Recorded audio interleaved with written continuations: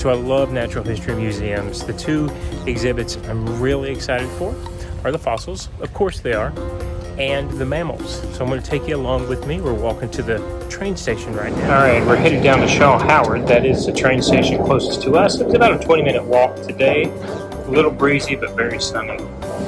And 2 stops. Navy Archives is where we're headed to get to the museum this morning. And here comes the train every 8 minutes. This one comes by, and we're going Branch Avenue. Nice. Doesn't look too crowded today.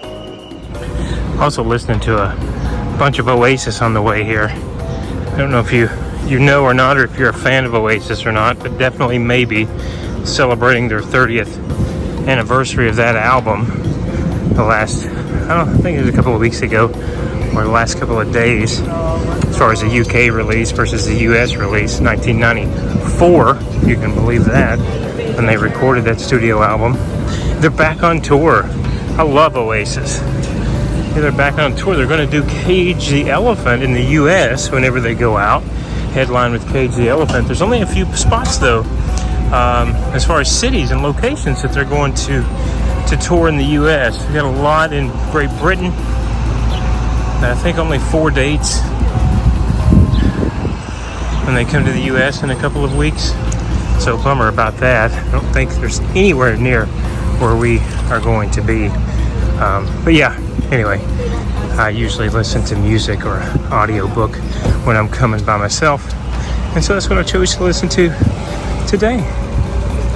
Welcome by the National Archives. It's a really neat place to go in and check out if you've never been there before. We're headed down just another block. It's not terribly hot today, but when you're in the direct sun, that sun is certainly warm. All right, we're gonna get in some cool air. I'm gonna stop rolling B-roll and get in and show you a few things. Excited for this. All right, up onto the entrance, and I've never seen a line like this. We didn't have to have a time ticket or a ticket at all, matter of fact. But man, it seems to be crowded. It is a weekend day, not a lunch break with me. But yeah, I have to stand in line to get in here. Oh, I wanted to say one more thing, and then I'll stop talking about music because this is not a music video. But I'm a big fan of Cage the Elephant also.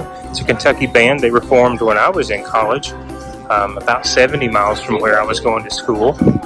So yeah, I would have loved to see both of those bands live.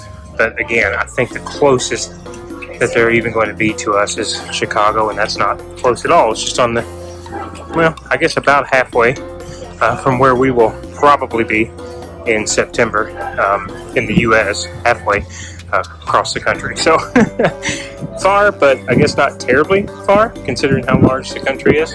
All right, we're moving right along. So, okay, I guess we're going up to the exhibit. So I'm heading across to the Fossil Hall, entering that. I'm sure this is going to take up the majority of our time. Fossils I find much more interesting than I do the Mammal Hall. Okay, first thing that interests me, giant sloth. Let's go see this big giant sloth here. Something's huge. Wow. I see right off the bat, what's really neat is that when you see what this skeleton is made up of, it will show you how much is original and how much is cast. So if you see there, you can kind of sort of tell what's in yellow. Yellow is casted, and then what is white in that depiction is going to be actual bone that they have. Wow. Wow. Hands. My gosh. The fingers on this guy.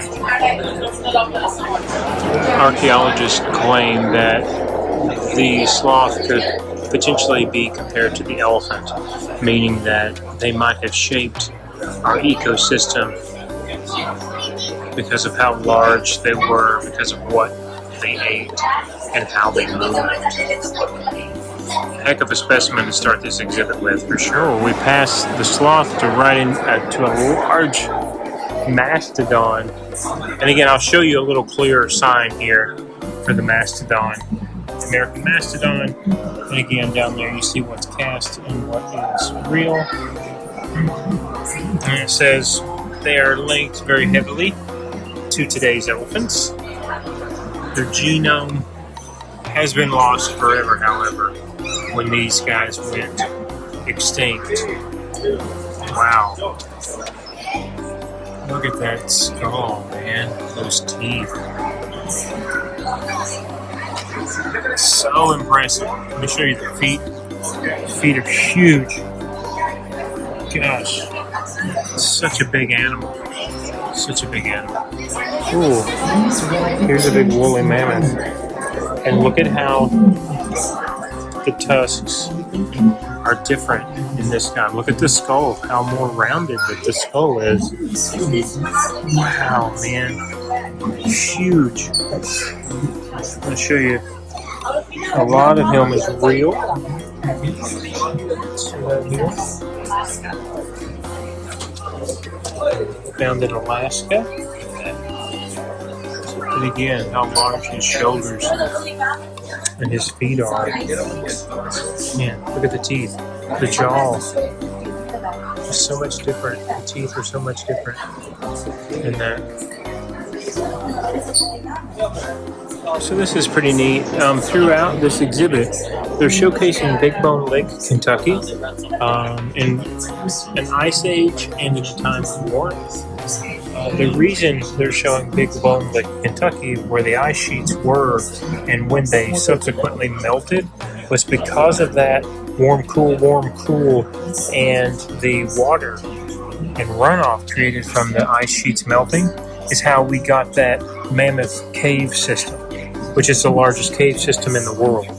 And so I think that's why they're showcasing specifically Big Bone Lake at the time of, what is it, 20,000 years ago. So that's really interesting. There's another one that'll depict heat and show the ice sheets melting and other plants becoming native to that area. Okay, yeah, so this one's further back. This is 125,000 years ago at a time of warmth. So you can see here, because of the ice sheets melting, the time of warmth, we've got species that are dying. You can see erosion here, and then again, we've got different plants that are coming up. It says these early horses went extinct. Today's wild horses are a different species introduced by the Spanish in the 1500s. Whether animals scattered and broken the bones of unlucky victims stuck in the mud. You can see that there are tons of fossils in this area because of what went extinct due to where the ice sheets were and this extreme heating and cooling, this repetitive hot and cold here. Very cool. Had no idea I would see anything like that today. Okay, walking out of that exhibit, and I see exactly what I'm going to next. That appears to be a T-Rex trying to take down another dino. And you see the line of people here wanting to see the same thing. I think that's a Triceratops that he's trying to take down. Let's get down there and go check that out. That's going to be cool. Look at the tail here. Look at how long the tail goes, guys. My goodness. Woo! Alright. On the other side of this. Okay, I don't think they're Brontosaurus any longer. But I'm going to go over and get these guys as well. I didn't even notice right in front of us. We have that depiction of the Triceratops, the Tyrannosaurus, and the Pterosaur. It says to touch the Triceratops. That's pretty sharp. I didn't even catch the pterosaur. You see? Oh, I do see it. Okay, hang on. Right over here in the corner. He's not actually flying. They've just got him mounted to an overhang on one of the walls. All right, I'm going to get down there and see if we can't film this big guy in more detail. But there's just a ton of people here today. Do the best I can, though. Look at that skull. All right, I made it down here. I'm kind of more or less in line, but you can see the skull, the way they've placed this, they think this is actually two that were fighting at one time. So that's why they placed it in this depiction.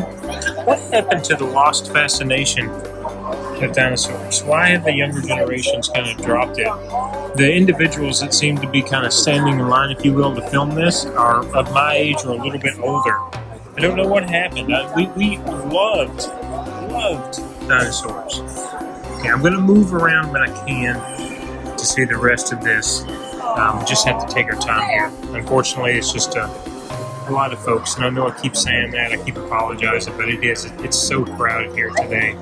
I'm just doing the best that I can. Right, I get some teeth here, and we'll compare them to these guys. Oof, man, look at that. Look at his tiny arms. And he's turned the Triceratops on his side. This looks like it's all cast though. The Triceratops. Look at this.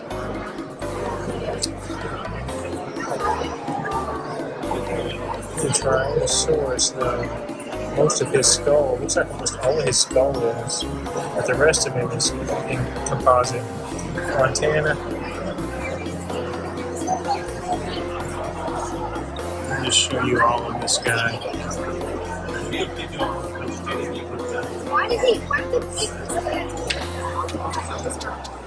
Wow. I'm going to keep walking. This display is called the King of the Carnivores. I'll show you the rest of it here and then we'll move on. One more time. How impressive is this guy? Goodness sake. Man. Alright. Let's see what else we can find. Okay, these are sauropods. That's right. When I said brontosaurus, I was thinking sauropod. There's two of them that kind of hanging out and over their exhibit that was sitting right beside the T-Rex. Here's a couple of real skulls. You can see the skulls are complete. There is no yellow in either skull. And only a few vertebrae in the actual body that is a cast. So the majority of these guys, 100% fossilized and real. When I come around the corner, I saw seated here an Allosaurus. And it says this is the first nearly complete allosaur found in the world. And it is a very scientifically studied dinosaur. It actually says the most scientifically studied specimen in the world. Allosaurus in the world. Wow. Much smaller than a T-Rex, but of course it reminds you of a T-Rex until you look at his arms and you realize his arms are much more complete and longer than what T-Rex's is. Looks like he's protecting some eggs. She's protecting some eggs over here in the corner. Okay, what and why? Look at this thing.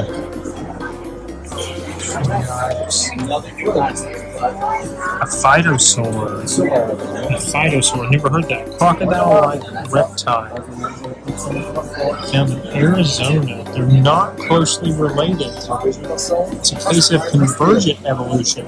Two groups independently evolved with similar features. This guy looks nasty, massive, man. Look at this. He's got full-on back legs, not like the little flippers that a crocodile has. I mean, this guy has got fully hinged back legs. 252 million. Look at his skull. Instead of cactus, Like you so are immersed in a shell. I mean, that's crazy. Complex. He's probably close to 12, 15 feet maybe long. But within the short span of geological We're time, starting to get into the water. by the way, as far as the fossils, water environment. So we're showing the last of the kind of land slash water, and we're going to move on to the water, and there's probably going to be some scary stuff in here. See, I told you, this is Bonkersville. I don't know what the heck this thing is. Let me just walk. I'm just going to keep walking and show you this. I'm going to still walk. We're still walking. Still walking. There, we can get to the end of the detail. What is this thing? Is it carnivorous? Oh, here it is.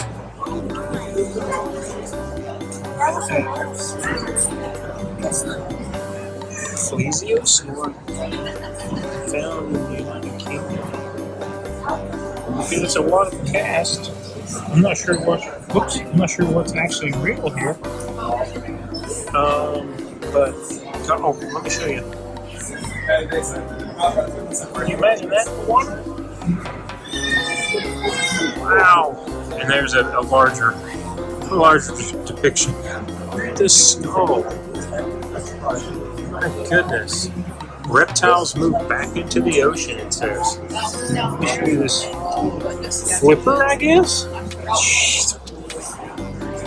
Goodness. Oh gosh, why?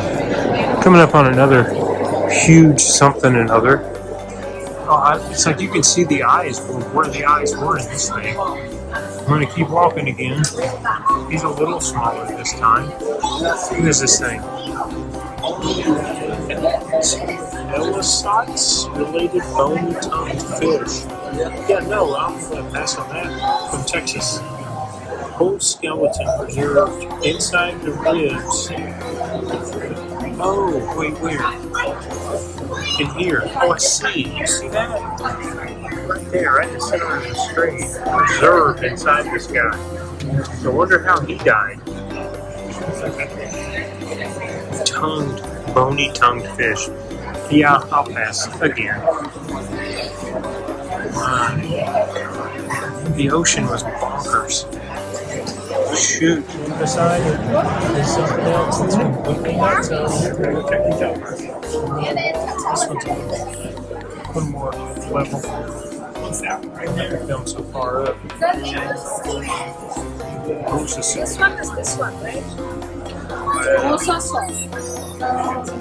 And how many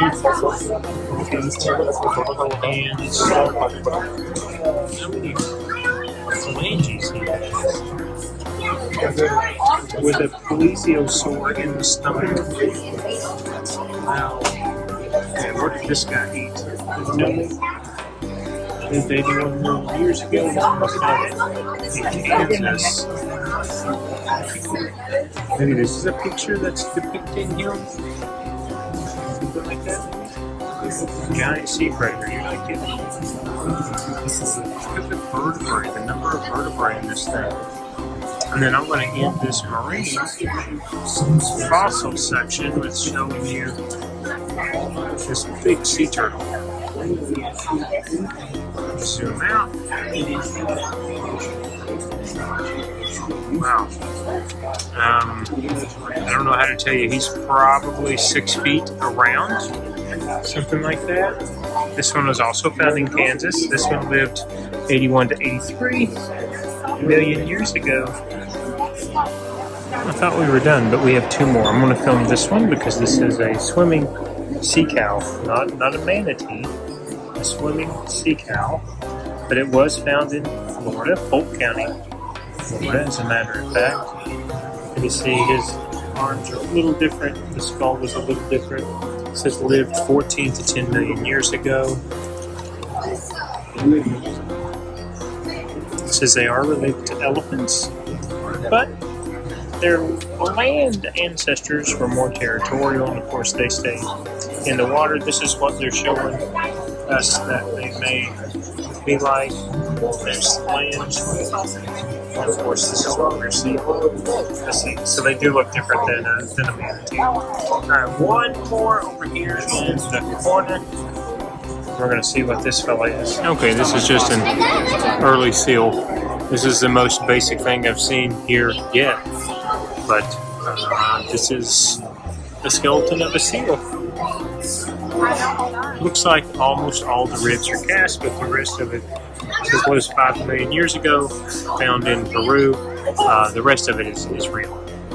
So mammals take to the sea. I think I ended where I should have began, but that's the way that we're rolling today because of the crowd. Okay, I was walking out and did not realize I had missed one of my favorite guys, the Stegosaurus. So what I think's so fascinating about the Stegosaurus, and this you can't tell with the way they have this displayed, but those plates actually grow out of his vertebrae. And I don't think there's any other animal on the planet that has plates that grow like that out of the vertebrae, that the vertebrae are not a generic structure that are similarly shaped across the entire species realm found on Earth. So that's what I find most fascinating about the Stegosaurus. Now he has something turned over, a carnivore turned over, excuse me. Let's see, let me find out what this one is. Oh, it's a theropod. Okay, so he's got him turned over. Of course, he's going to use this for defense. And again, I love the way that they place these dioramas. And this little guy is showing a comparison of spikes versus claws. Which would you rather have, spikes versus claws? And of course, the theropod's on his back, so that should give you a little bit of an indication you should choose spikes over claws. Although these are quite impressive claws here, for sure. Okay. Super cool way to end the fossil haul, for sure. Humongous place. All right, walking back out. This place is just so crowded, so crowded. One more time. All right, I'm going to head to the gift shop, and then I think I'm going to call it an afternoon. I've been here for, gosh, over 2 hours filming, even though this has been cut down quite a bit. So I'm going to stop by the gift shop, see what's in there, and then make my way back out. I had to stop here and film this again, just because of the 2 flags on either side of the National Archives. It's gorgeous. It's gorgeous. And it's such a pretty day out, too. Such a pretty day. And a nice walk back. It's not too bad. All right. I am back at the house. I just fell on the ground, so give me a second. This is a Triceratops, which they didn't have the scene with the T-Rex, but this was the closest I could get. And I told you how much I like that scene. So you know the drill. You've seen the videos. First one to let us know if you would like one. I will write you a message and send it your way. Thank you for joining me today. And a little outing on my own to the Natural History Museum. Thoroughly enjoyed it. I hope you did too. I'll see you again very soon in another video. Have a great day, guys. As always, thank you for joining and watching.